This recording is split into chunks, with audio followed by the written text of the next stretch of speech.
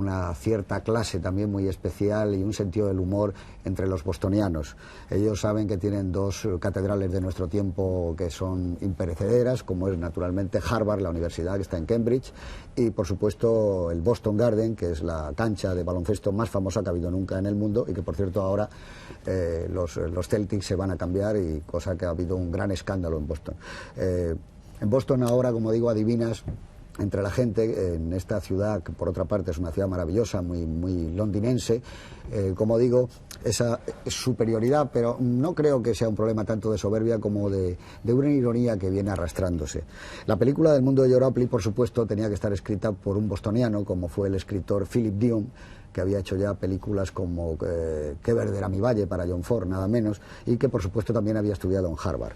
Esta es una película yo diría que entraría de lleno en un género de comedia familiar, pero también muy cercano a Lubitsch, a películas como El diablo dijo no, es decir, un tipo de cine elegante, sofisticado y culto.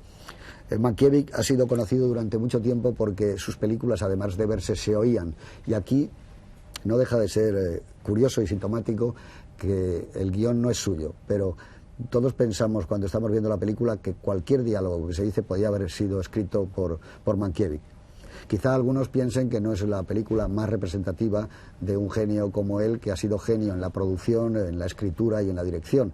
Hay quien opina que su película maravillosa es El fantasma y la señora Muir, otros dicen que naturalmente Eva al desnudo. A mí particularmente creo que Cleopatra es una de las películas que con el tiempo de Mankiewicz han ido ganando más, y me parece que es una obra portentosa. No obstante, yo he seleccionado El mundo de Joe porque me parece una película menos conocida de él para mucha gente de ustedes y de vosotros, de gente joven, pero sobre todo porque creo que es una verdadera obra maestra del equilibrio entre la puesta en escena, los diálogos y la belleza formal. Para hablarnos de ella está hoy con nosotros Oti Rodríguez Marchante. Muy buenas noches. Hola, buenas noches. Es el jefe de la sección de espectáculos del diario ABC de Madrid, y hace ya cosa de 6 o 7 años, antes de cumplir los 30, empezó a ser el crítico oficial del periódico ABC, lo cual habla muy bien del buen gusto y la sabiduría de Luis Marianzón, ya que se ha convertido en uno de los más influyentes y prestigiosos críticos con que cuenta ahora el cine español.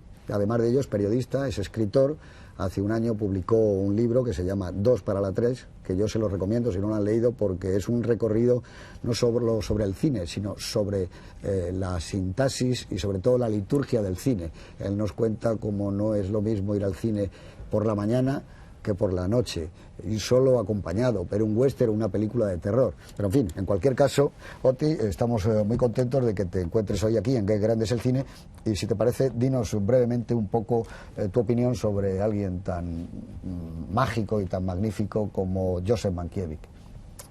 Bueno, pues Mankiewicz tiene probablemente todas las cualidades de los grandes cineastas, incluida una que no es muy abundante, que es la de saber escribir.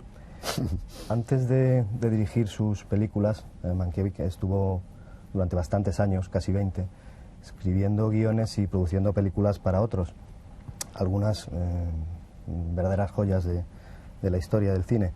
Y además era productor cuando serlo significaba echarse al hombro una película prácticamente desde que su origen en idea hasta que salía en la pantalla. Ahora mismo, cualquier película que se vea de Mankiewicz se dará uno cuenta de que lleva una especie de tejido literario especial, que es una de las peculiaridades de este director. Es muy difícil que un diálogo de una película de Mankiewicz sea romo, no tenga algo de punta, y es muy difícil encontrar una frase que no tenga al menos 2 o 3 sentidos en Mankiewicz. Todo formaba parte de una especie de elegancia, lo cual le permitía a Mankiewicz una cosa bastante complicada, que era mezclar en su literatura para el cine las más sutiles ironías con los más burdos sarcasmos, sin que nadie diera un respingo en la butaca, ni sus personajes siquiera. Esta película, El mundo de George Apley, es una de las menos conocidas de Mankiewicz, como has dicho.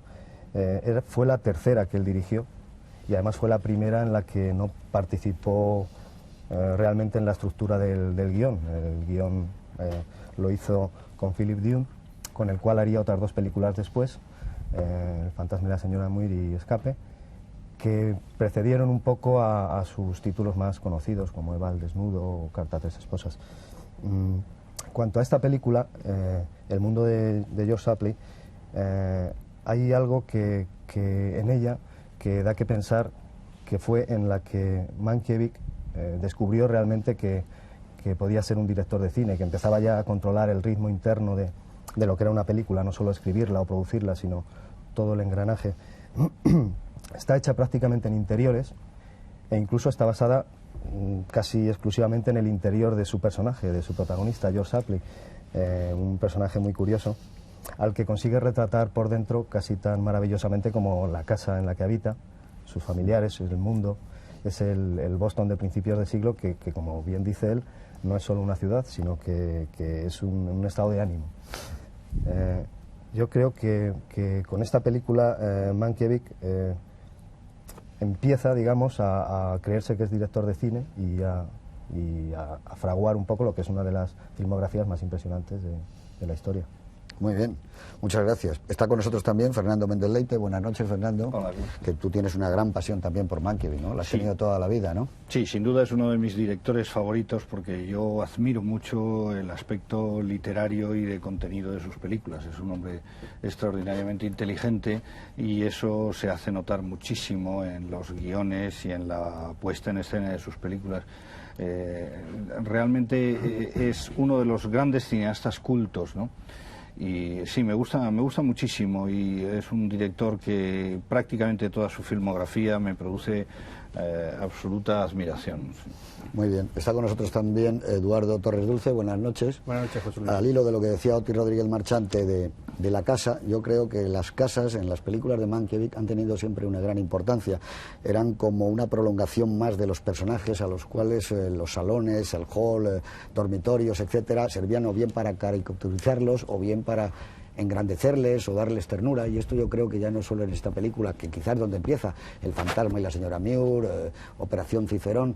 ¿No crees tú que hay una gran reflexión en cuanto Mankiewicz, en cuanto al decorado, cómo lo utiliza? Sí, yo estoy absolutamente de acuerdo contigo y sin exagerar la política de los autores, que siempre a veces nos fijamos, los que hemos seguido un poco esta escuela, en detalles que a lo mejor son un poco anecdóticos de la película. La presencia de las casas como prolongación de los personajes, como utilización, como medio de expresión de lo que está contando, de la narración por parte de Mankiewicz, pues sí está presente, desde la primera, que es el castillo de Dragonwyck, hasta prácticamente casi la penúltima, Mujeres en Venecia, que es una de mis películas favoritas de Mankiewicz. Para Mankiewicz, el decorado como prolongación de los personajes, como algo propio, como un habitáculo donde se transcurre una existencia, los momentos más vitales de la existencia de sus personajes, es uno de sus elementos característicos. Bueno, pues vamos a ver El mundo de George Apley. Es un momento que la Fox está atravesando un instante de esplendor. La música es de Alfred Newman, la fotografía de Lascelles.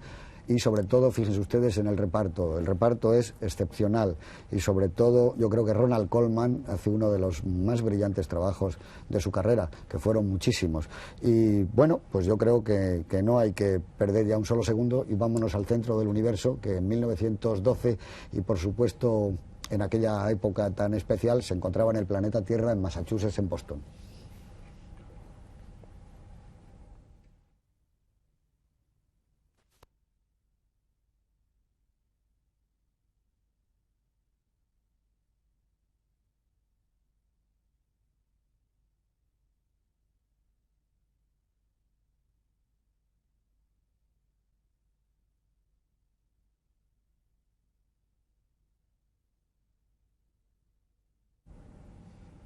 Bueno, pues de vuelta a este lado del universo donde estamos nosotros, en España. Digamos que cuando Mankiewicz filmaba en los estudios de 20th Century Fox, en Pico Boulevard, esta maravillosa película que acabamos de ver, El mundo de George Apley, y como viene siendo habitual en nuestros programas, digamos que en ese momento Perón había sido elegido presidente, era el año 1946, Nehru también había sido elegido provisionalmente como la persona ideal para ponerse al frente del gobierno de la India. Italia votaba a la República en sustitución de la monarquía, y curiosamente en aquel verano del 46 la conjura de los Boyardos